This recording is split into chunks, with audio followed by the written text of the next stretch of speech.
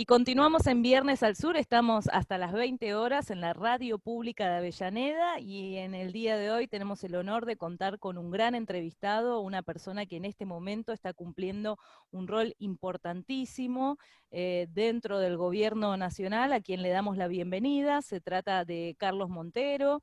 Él es contador y fue designado por el actual gobierno en un puesto, como decíamos, clave, a cargo de un área denominada SIGEN, que es la abreviatura de Sindicatura General de la Nación. Desde ya que agradecemos este espacio que le das a las vecinas y vecinos y a toda la población del sur de la provincia de Buenos Aires. Carlos. Hola, ¿qué tal? ¿Cómo te va? Muy bien, ¿no? Contento de hablar por toda la zona sur y hasta donde llegue nuestra radio, ¿no? Pero es muy importante comunicarnos y poder decir lo que estamos haciendo. Así es, bueno, y a eso vamos, porque por supuesto la primera pregunta en el marco de lo introductorio es bien pedagógica, contarle a nuestra audiencia qué es la SIGEN, cuáles son sus competencias y la importancia que tiene para usted la Sindicatura General de la Nación. Muy importante, nosotros siempre decimos que los organismos de control uno los reclama y no los conoce. No conoce las funciones, la competencia que tiene, y generalmente la relación más rápida que uno encuentra es que lo vinculan a la policía. Che, ¿metiste a alguien preso? ¿Descubriste un robo? Es la pregunta que cae decir. Y si no descubrieron a un ladrón, ¿para qué estás? Bueno, nosotros cumplimos otra tarea. El Estado tiene un sistema de control que tiene el control interno está a cargo de la Sindicatura General de la Nación, el control externo está a cargo de la Auditoría General de la Nación. La diferencia está que nosotros dependemos directamente del presidente de la Nación y ellos dependen, la Auditoría General de la Nación depende del Congreso. A la Auditoría General de la Nación la conduce un cuerpo colegiado de 7 miembros que lo preside un representante del primer partido de la oposición.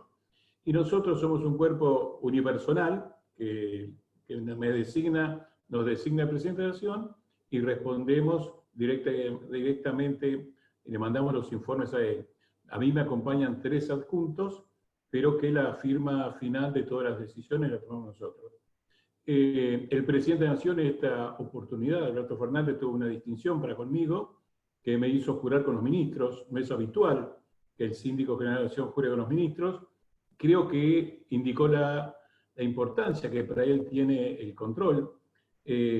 Muchos han pasado por este lugar que estoy yo ahora, desde Bielsa, del presidente del Banco Central, Miguel Pese, del ministro de Trabajo, Claudio Moroni, del secretario general de Presidencia, Julio Vitovelo. Todos han sido en algún momento síndicos de la Nación, y todo este equipo cree en el control.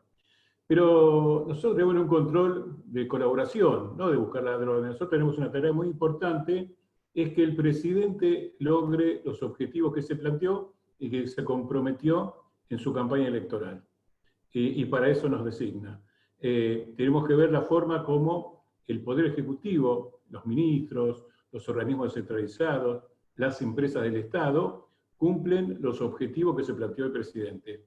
Y nuestra tarea es apoyar a eso, apoyar esa tarea. Si en el recorrido encontramos algún delito, alguna actividad irregular, nosotros se la contamos, le informamos con los elementos que tenemos nosotros a la Oficina Anticorrupción. La Oficina Anticorrupción dispondrá si se hace una denuncia, y después el seguimiento la hace la Procuración de Investigaciones Administrativas. Este es el recorrido. Nuestro tema esencial no es este. Nosotros cuando llegamos a la SIGEN nos pareció un tema central, era la decisión del presidente de la Nación, que era determinar con un organismo que había afectado la democracia y la vida de buena parte de los argentinos, como era la AFI. El presidente decidió que los fondos de la AFI eran más reservados, y al no ser más fondos reservados, nosotros dispusimos a la SIGEN realizar el control. Y nosotros asumimos por primera vez, la SIGEN controló un organismo de estas características. La AFI se dedica a la inteligencia, con el rol que tiene y los aspectos que tiene reservados, pero el grueso hoy debe ser el 90% de los fondos son públicos y no son reservados, y nosotros lo controlamos. También en ese momento, esto es colaborativo, nos fuimos a buscar ladrones, sino fuimos a hacer que la AFI iba a ser distinta. Hoy no hay que perseguir a nadie, no ayudar a los jueces a perseguir a los que piensan distinto, no trabajar para los medios de comunicación que desinforman a la gente y persiguen también a los que piensan distinto. Entonces estamos construyendo junto con Cristina Camaño, colaboramos con ella para hacer una AFI que sea útil en los objetivos que persigue el gobierno. De la misma manera, nos fuimos a ver el Ministerio de Género y fuimos a ver a Gómez Alcorta y decidimos encabezar, promover toda la actividad sobre la ley Micaela. Nosotros creemos que la ley Micaela no es un hecho circunstancial, de un video, de donde uno lo manda, entra por online y yo te vas a enterar cómo funciona, qué es la ley Micaela. Creemos que hay que cambiarnos la cabeza, es un problema cultural, la relación que tenemos con este tipo de historias. Entonces decidimos de esto, hicimos un curso, seguimos adelante con esto. No solamente esto, reivindicamos a la mujer en el gobierno. Y alrededor del 8 de marzo, creo que habrá sido el 6 de marzo, hicimos una jornada en la CIGEN con la presencia de todas las ministras. La CIGEN era un lugar donde no iban los ministros, por ejemplo. Y nosotros invitamos a todas las ministras que fueran al lugar donde se iba a reivindicar a las mujeres en el lugar de gobierno, en puestos de gobierno, en los puestos de mayor importancia. Y por primera vez en la historia también vino el presidente de la Nación a este acto. Fue un hecho novedoso. La CIGEN nunca había recibido ministro, la CIGEN nunca había recibido un presidente. Era un lugar olvidado, desconocido, y el presidente me parece que tomó la decisión de que esto tuviera presencia, de que se viera que él quiere una CIGEN poderosa y que acompañe estas cosas. Y además tomamos otra decisión que también, siguiendo las palabras del presidente, si ustedes se acuerdan, digo, yo quiero hacer un gobierno federal, quiero gobernar yo y con todos los gobernadores. ¿Se acuerdan? Es un gobierno, 24 gobernadores y yo. ¿Qué decimos nosotros siguiendo ese objetivo? Convocamos a todos los tribunales de cuentas del país a reunirse con nosotros allá por febrero. Vinieron todos los tribunales de cuentas de todo el país, que son los órganos similares a nosotros en cada provincia. Claro. En cada provincia. Y llegamos los ministros. Vino Nicolás Trota, vino Daniel Arroyo, vino Juan Cabandier, vinieron las funcionarias del gobierno del Ministerio de la Mujer, como para cambiar ideas con los presidentes de cuentas de cómo se puede colaborar desde las provincias en mejorar la tarea de los ministerios y cómo los ministerios pueden relacionarse también con la provincia. Bueno, veníamos muy bien, todos contentos, desarrollando nuestros planes, hasta que llegó el 20 de marzo y nos mandaron a casa. Por suerte, nosotros estábamos muy preparados, la Sindicatura de Generación estaba preparada de la época de Tomada, donde Tomada decidió hacer una prueba de cómo funcionaba el teletrabajo, y uno de los lugares que eligió en su momento, cuando Carlos era ministro de Trabajo, fue la CIGEN. El sistema está permitido, la gente tenía cierto ejercicio. Bueno, nos fuimos a casa y empezamos a trabajar desde ahí. Pero esto sirvió también para que cada 15 días nosotros nos juntamos con todos los tribunales de cuenta. Nos sentamos cada uno en su casa y aparecen los presidentes del tribunal de cuenta de cada provincia. Nos cuentan qué problemas tiene cada provincia, cómo pueden desarrollar el control, cómo se hacen los planes de control cuando uno no tiene presencia, la diferencia entre las distintas provincias que había originalmente. Ustedes se acuerdan que la provincia de Jujuy no tenía problema, después estalló. Bueno, en general, en términos generales, esto es lo que hacemos. Si quieren les cuento que encontramos algunos casos de corrupción. En el recorrido les puedo contar que encontramos un montón de computadoras olvidadas en un depósito que no las repartió el gobierno anterior. El otro día encontramos 4 millones de vacunas que no habían sido distribuidas. Hemos visto el paseo de la Infanta, cómo se intentó hacer un negocio y logramos que se rescindiera ese contrato, que no se fue declarado irregular. Detectamos también una venta de terrenos en Puerto Madero, con el cual el Estado perdió 75 millones de dólares. Mandamos todo esto, y hay otros más. Digo esto para tener un ejemplo, que también hacemos estas cosas. Eso fue la Oficina Anticorrupción, y se han hecho las denuncias que corresponden.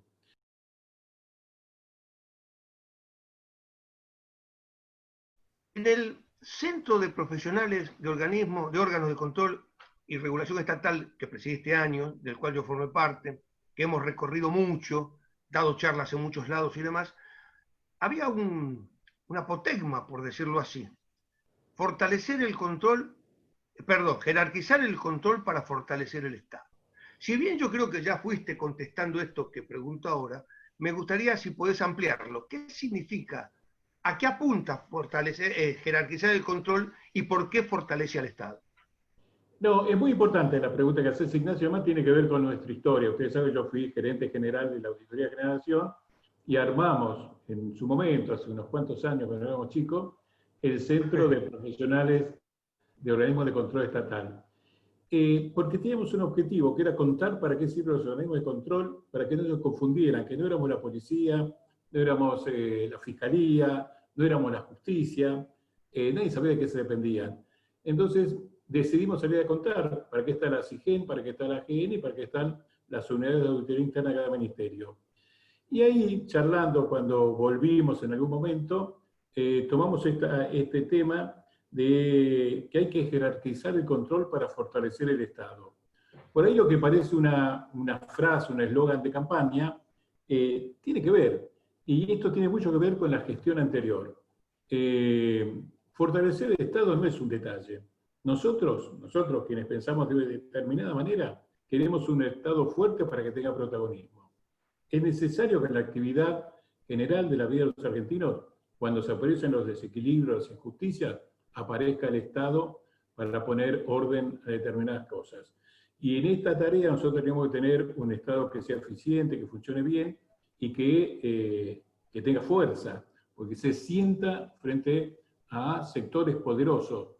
Por eso en nuestra tarea decimos que tenemos que tener un control jerarquizado para que este Estado sea fuerte y cuando se tenga que sentar con Telecom, con estas empresas a negociar, con el grupo Clarín, sea fuerte.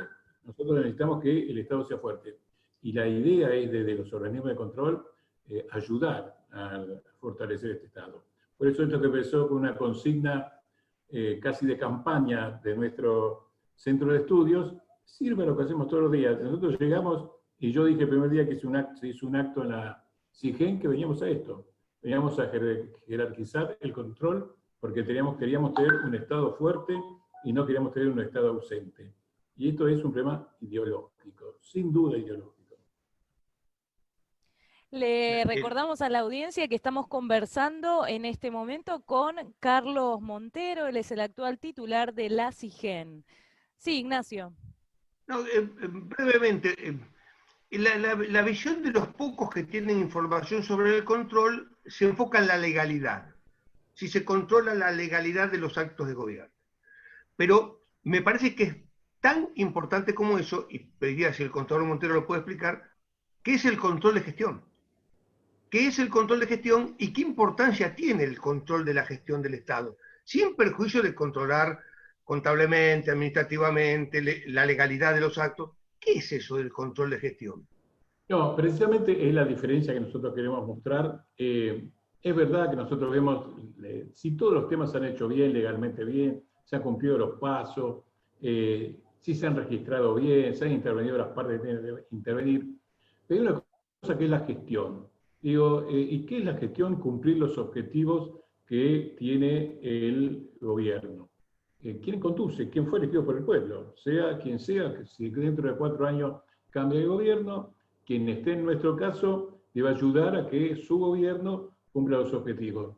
Y en esto, nosotros por ejemplo, si decimos que hay que mejorar la educación de los chicos que están en la provincia de Entre Ríos, queremos mejorar a 3.000 chicos que están en Entre Ríos, tenemos que ver qué hay que hacer, de qué chicos están ubicados, qué cantidad, qué objetivos se proponen en esto, y si después toda la tarea que se va haciendo va a lograr que cuando se termine, hay 3.000 chicos que tienen educación.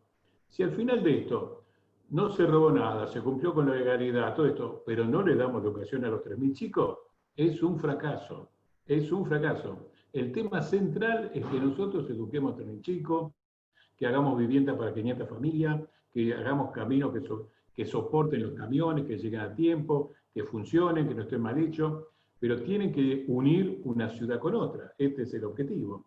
Nosotros decimos que estas son las cosas que nosotros, centrales, porque la gente vota para eso. Vota acá de que las propuestas para lograr objetivos. Y lo que tenemos que hacer nosotros como organismo de control interno, dependiendo del presidente, es que el presidente pueda lograr esos objetivos. Y además compartimos los objetivos del presidente. Ahora vamos a ir a una breve tanda. Le invito a Carlos Montero que nos aguarde hasta la vuelta de Viernes al Sur, porque vamos a seguir hablando de las herramientas que fortalecen nuestra democracia, que la hacen más democrática, que la hacen más inclusiva, que la hacen más federal, como venía desarrollando el doctor Carlos Montero. Quédate ahí, a la vuelta más Viernes al Sur.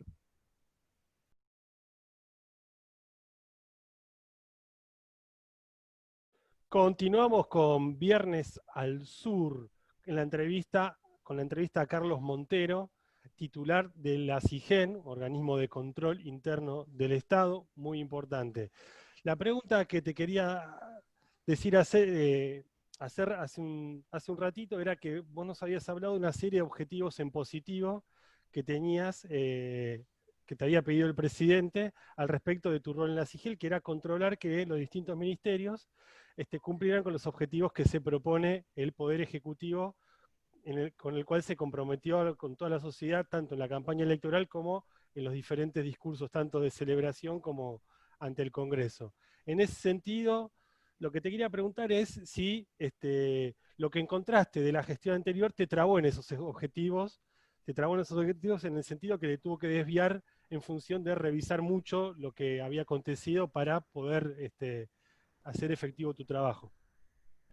Mira, el control que hace la CIGEN es el control posterior. Una vez que los hechos ocurren, nosotros llegamos en diciembre del 2019, así que nuestra tarea está ir viendo hechos del 2019, ministerio por ministerio, donde vamos encontrando cosas. Yo recién encontraba que en educación encontramos el tema de las computadoras perdidas por ahí, una enorme cantidad de computadoras que no habían sido distribuidas. Encontramos también dentro del Ministerio de Educación un serio problema con la construcción de jardines de infantes en todo el país, una defraudación total que estamos haciendo también la presentación de la Oficina Anticorrupción. Lo hemos visto en el tema de salud con 4 millones de vacunas que no fueron distribuidas el año pasado y en algunos años de la gestión de Macri realmente era el desprecio por la salud pública, bajar del ministerio a secretaría, no tener los elementos. Bueno, quien se encuentra con mayor dificultades seguro que es Ginés González García, y quien se encuentra también mucho más dificultades es los pacientes, la gente que encontró con esta enfermedad de golpe con un hospital público abandonado, desatendido, y que por suerte la fuerte cuarentena que puso el presidente, que impuso el presidente, permitió recuperar algo de estos hospitales, construir, ampliar camas, ampliar salas de terapia intensiva, intentar poner sobre el tiempo ahí inmediatamente, simultáneamente, que la enfermedad avanzaba en lugares. Esto lo pudimos hacer. En todos los lugares que llegamos encontramos problemas de desatención, donde si uno lo quiere mirar, no se entendía lo que hacía el gobierno, el Poder Ejecutivo, porque eso lo hacía el mercado para ellos. Y si vos veías medidas, estaban todas vinculadas a favorecer a empresa privada. Había un rol del Estado que era favorecer a empresa privada. Cuando vos ves lo que ocurrió entre Nación y Ciudad de Buenos Aires, con el negocio inmobiliario, la cantidad de terrenos que le dieron a la ciudad para vender y que vendieron para hacer construcciones de lujo, si vos querés, terrenos que eran todos de la Nación, se los entregaron para construir edificios de lujo. Si no miramos el Tiro Federal, ahí donde se van a construir sobre la Avenida Libertador y Udaondo, 30 pisos, pero no es para la gente pobre. Si vos vas al Instituto de la Vivienda de la ciudad, y decís, che, necesitamos terreno para la gente que está en la calle, o para los que están en casas ocupadas, o los que viven en los barrios populares, como se dice ahora, y nosotros decíamos villa. Digo, o para la clase media, o para los jóvenes que quieren tener su primera vivienda. No hay terreno para esa gente, los vendieron todos para negocios inmobiliarios de las grandes empresas, los grandes beneficiarios. Este es el espíritu que recorrió ese gobierno y con un Estado ausente. Pues si vos querés, con un Estado cómplice más que ausente en muchos casos. Entonces, lugar que vos ves, la SIGEN no estaba, ellos avanzaban, si querés te cuento las cosas de vialidad, lugar que hemos tocado, es así. Y si no, donde teníamos nuestros síndicos, nosotros también tenemos síndicos de las empresas, por ejemplo, de energía, de Nore, de Sur, era un desastre, un desorden. No le mostraban a los síndicos del Estado, y los síndicos del Estado no tenían mucho interés en ver porque eso lo manejaba el mercado. No tiene que intervenir el Estado. Si vos me preguntás cómo encontramos, un desastre, yo te doy un ejemplo particularísimo. Nosotros llegamos a la SIGEN y el síndico anterior no nos recibió. Nos fuimos solos, entramos solos y nos sentamos en un sillón, no sabíamos qué hacer, solos nos sentamos ahí, nos presentaba la secretaria del anterior, secretaria que yo sigo teniendo para demostrar que no tenemos nada que ocultar, la misma secretaria que tenía el síndico anterior es mi secretaria en estos meses. Bueno, y para contarte lo que hizo, te recibió. No, yo no le pregunté nada a ella, lo que había pasado de antes, ella puede decirlo. Un día lo llamé que me venga a ver, digo, dígame, me dio una lista de los funcionarios que tenía que dejar, que eran todos de ellos, todos los que habían hecho los desastres que hace en un lugar donde no se controla. Y me dio su tarea, y me dio una carpetita, yo la agarré, la miré y no la leí en ese momento, me digo, debe estar lleno de historias, ahí que controlé acá, controlé allá. No, muy lógico los muchachos. Su mayor actividad fue una obra de teatro que hay un lugar, un espacio cultural que tiene la SIGEN en planta baja, y en Corrientes y Reconquista, y era toda una tarea cultural, nada de control. Bueno, está bien, como yo decía, que nosotros tenemos una visión ideológica, donde el Estado tiene que ser fuerte, ellos tienen una visión ideológica donde el Estado no tiene que existir y que esto lo manejan los privados. Y mucho más si los privados están en el Estado. Por eso nada que no se aleje de lo que todos sabemos que ocurrió en este gobierno de Mauricio Macri.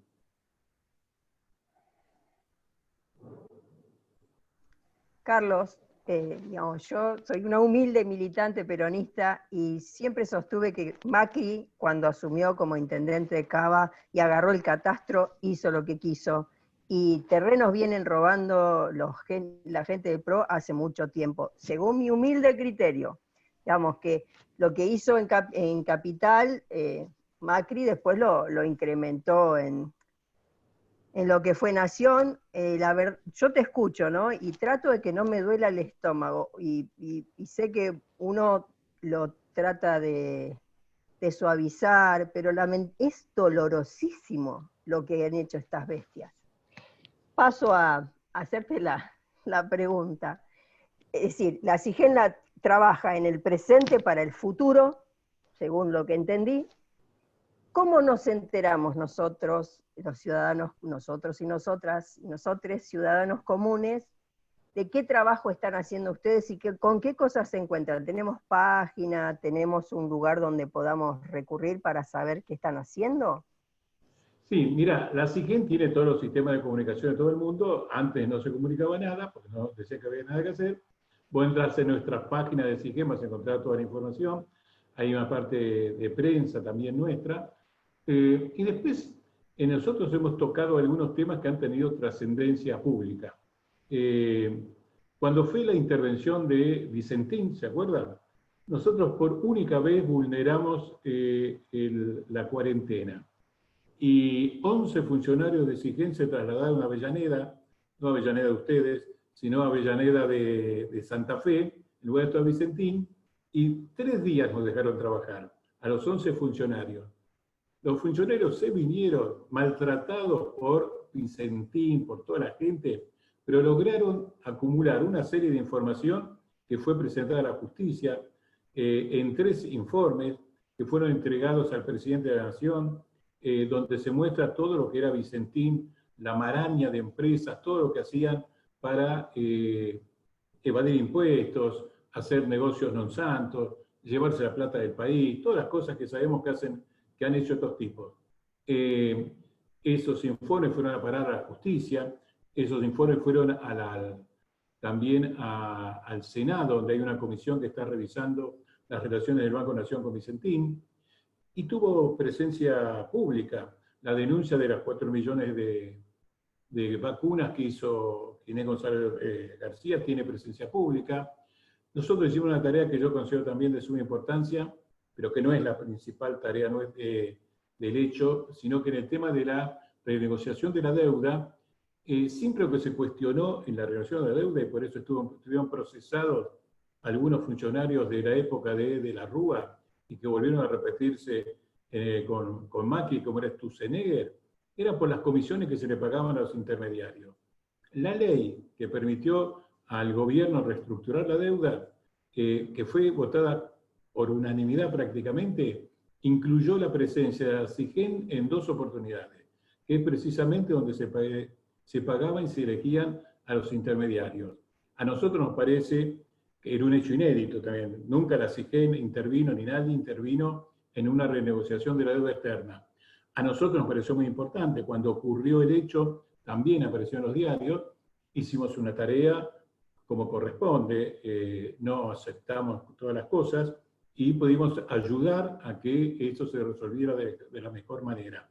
Obviamente que la negociación la hizo el ministro de Economía y el presidente. Nosotros colaboramos en los 2 aspectos que nos correspondían a nosotros, que, insisto, un tema inédito y que muestra la confianza que tiene el presidente en la capacidad que tiene SIGEN.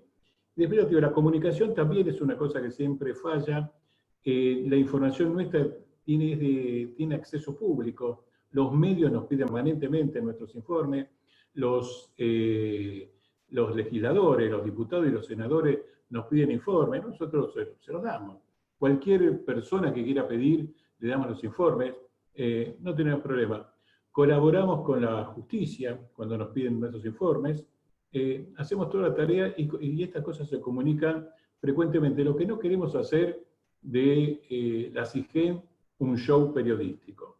Nosotros realmente creemos que hay que cuidar la imagen de la institución, hay que prestigiarla, y cuando uno se mete en el escándalo, te dije, no me dijiste, fuiste vos, entra en un conventillo más en el mundo que uno ve de estos medios cómo funcionan. Entonces nosotros con los medios intentamos proteger a la SIGEN y que se conozca que existe la SIGEN, ¿no? El cambio que vos proponés de la SIGEN va de la mano también del cambio de un modelo de país, ¿no? En esta semana veíamos como el día miércoles, por ejemplo, el presidente de la Nación junto al gobernador Axel Kicillof, Alberto Fernández, y nuestro intendente, en el caso de nuestra Avellaneda, estuvieron, por ejemplo, inaugurando y estuvieron en una reunión para inaugurar una nueva línea de producción junto al titular de una línea de producción nacional de lavarropas en su planta, digamos, hay todo un desarrollo nuevo de pensar... Sí, efectivamente, sí, no me recordaba el nombre. Bueno, justamente, implementando políticas en relación al desarrollo, a la reindustrialización, al desarrollo nacional. Quería preguntarte, bueno, en relación a esto, vos un poco lo mencionaste en relación a que justamente la SIGEN estaba, gracias a iniciativa de Carlos Tomada, previa, bastante relacionada con el tema del teletrabajo. También el Ministerio de Trabajo emitió, cuando inició todo esto, una resolución que, entre otras cosas, les pedía a las empresas que fomenten el teletrabajo. Preguntarte cómo está ese tema en el marco de la discusión entre los distintos sectores, empleadores y trabajadores, respecto a esta implementación de nuevas tecnologías. Mira, yo te voy a contar la experiencia nuestra. La ley de teletrabajo todavía no entró en vigencia. Nosotros, cuando empezamos a funcionar, emitimos un documento con recomendaciones para los trabajadores. Digo, no queremos que los trabajadores sean explotados, no queremos que los trabajadores tengan que poner su elemento, digo, y que tienen que cumplir el horario para que no se los llame a las 4 de la mañana, el domingo, el sábado. Generalmente uno se acostumbra mal a eso y llama a cualquier hora, y uno dice, ¿te molesta que te haga una pregunta a las 3 de la mañana? No, doctor, adelante, pregunte, y te quiere matar. Bueno, para evitar eso, nosotros hagamos un instructivo que lo cumplió todo, que lo está cumpliendo todo el mundo. No conforme con eso, invitamos al ministro de Trabajo que venga a la SIGEN a las reuniones con nuestros funcionarios, con nuestro personal, junto con los presidentes de los tribunales de cuentas, para que él hablara de la ley de teletrabajo. La ley de teletrabajo que salió es una ley marco, generalidades, conceptos importantes que definen el teletrabajo, pero que después cada paritaria verá su forma de trabajo. Yo creo que hay que ser cuidadoso con eso, no abusarse de los trabajadores, cuidar la familia, no mezclar. Digo, hoy uno los ve, los problemas que hoy ve de conectividad y los problemas que hay con las computadoras, que los chicos no tienen, que todos los chicos tienen que tener computadora, que la mamá y el papá trabajan también, con una computadora trabaja todo el mundo. Bueno, todo eso hay que cuidarlo, hay que darle los elementos para que trabajen, y después hay que ver cómo se logra que el trabajo sea eficiente. Digo, porque a veces uno se dice, si yo me quedo en mi casa, me parece bien, no hago nada, y lo hago cuando quiero, hay que fijar objetivos, y hay trabajos que son presenciales. Cuando uno vuelva, va a haber trabajos netamente presenciales que no se van a poder hacer en teletrabajo, y otros se van a hacer teletrabajo. Yo creo que hay que lograr una mezcla de ambos. Creo que no hay que perder la presencia cara a cara, de verse con los compañeros de trabajo, la vida social que tiene el trabajo más allá de tener un producto, sino de verse, de buscar. Yo creo que no hay teletrabajo para todos, creo que tiene que haber, yo qué sé, 3 días de teletrabajo y 2 días de verse en la oficina, verse en el trabajo, verse en la cara. Tomar Sí, mate, creo hablar que lo que nos deja un poco la pandemia, además de, por supuesto, la importancia del rol del Estado en sectores tan imprescindibles como la salud, la ciencia, el desarrollo tecnológico y esa regulación tan importante, es esto que vos mencionabas, pensar en otras formas de trabajar, pensar en otras formas de producir, pensar también que en la distribución de los tiempos. Me parece que es muy, muy interesante esto que señalabas. Y una cosa que hay que pensar mucho es el tema de la vivienda.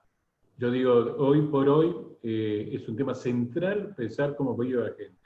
Muy importante va a ser la tarea que tenga María Eugenia Bielsa en construir barrios adecuados, que la gente pueda vivir bien. La gente no puede vivir como vive así, nada así, sino que esto genera todo tipo de problemas. Bueno, hemos visto el caso emblemático en la ciudad de Buenos Aires, bueno, con el lamentable fallecimiento de Ramona y todo cómo se ha propagado rápidamente en los sectores más vulnerables y con menos acceso a cuestiones básicas como por ejemplo el agua y la higiene.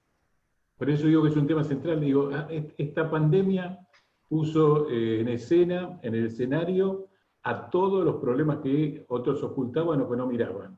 La gente que duerme en la calle, los conventillos, las casas ocupadas, la salud pública, la educación pública, la falta de elementos, la falta de conectividad, todo. No te pueden seguir cobrando tu teléfono como si fuera un negocio nada más y no fuera un servicio público.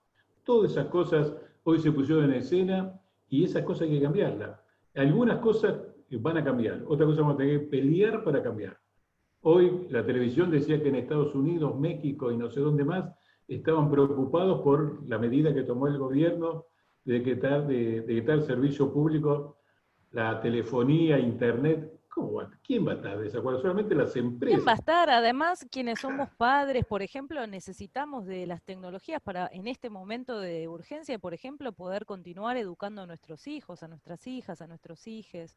Realmente... El mismo jefe de gobierno reconoció que había más de 6.000 chicos en la capital que no tenían acceso. ¿Pero cómo? Recién ahora se enteró que no tenían acceso.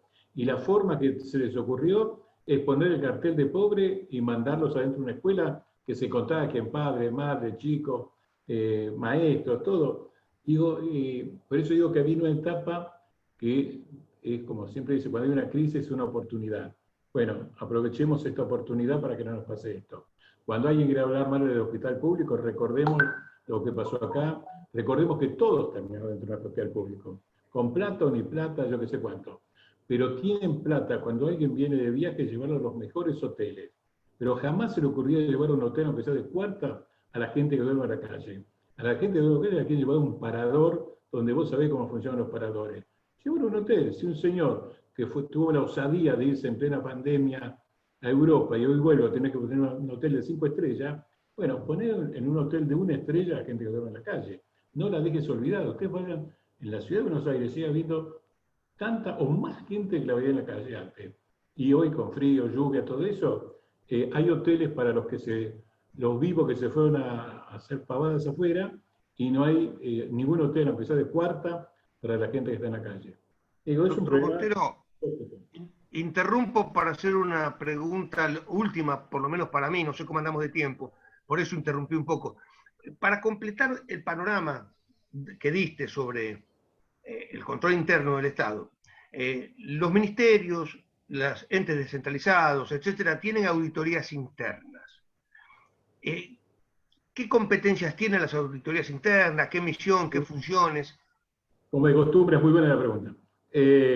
No, es la otra pata central del control, que cada ministro y cada subdirección, cada organismo descentralizado tiene su UAI, su unidad de auditoría interna. Tiene distintos niveles de acuerdo a la magnitud de ministerio que se trate, actividad que desarrolle, y el titular de esa auditoría interna los designa la SIGEN, y los remueve la SIGEN, y los controla la SIGEN. La planificación que hacen ellos de trabajo para el ministro tiene que ser enviada a la SIGEN, nosotros vemos si técnicamente es correcto, y si no, le cuestionamos, le sugerimos cómo hacerlo. Acá ocurrió un hecho muy importante: cuando llega la pandemia, todos tenían planes de planificación para este año que era con actividad presencial. Entonces le dijimos a todos que tenían que planificar 200 días, del 1 de julio al 31 de diciembre, con trabajo a distancia. Con lo cual, todo el mundo replanificó esto, y las UAI funcionan en cada organismo de esto, en cada ministerio. Y para relacionarse cotidianamente con ellos, la sindicatura tiene un síndico jurisdiccional que atiende 2 o 3 UAI, y después la relación permanente con nuestros gerentes, donde se presentan todos los informes, presentan además al ministro, nos envían a nosotros toda la tarea que están haciendo, y nosotros direccionamos en algunos temas, les proponemos que lo incorporen en la planificación. Qué interesante conocer toda esa red, ¿no?, que se forma alrededor de los mecanismos de control, me parece fundamental. Además te cuento, vos sabés que extrañamente el destino, querido decir, nada de esto fue a propósito. Nosotros tuvimos que cambiar un montón de auditores internos que había, y extrañamente, sin pensarlo, salimos 50 y 50. 50% mujeres y 50% hombres. Y la SIGEN tiene un 50 y 50 también. Yo ahora voy con un tema que me preocupa, que no sé cómo se hace, pero creo que hay que promoverlo. Es la ley que habla que los discapacitados tienen que trabajar en el Estado. Entonces no puede ser que no se cumpla esa ley, donde los chicos no encuentran lugar para trabajo. Entonces el Estado tiene que buscar, de acuerdo al tipo de discapacidad, algún lugar de trabajo y cumplir esta ley. Digo, me parece importante que hacer cumplir esta ley. En SIGEN todavía no lo cumplimos, pero cuando volvamos, porque esto requiere una tarea, un trabajo físico, un mano a mano para hablar con cada uno de ellos, es ver cómo hacemos para cumplir con la ley.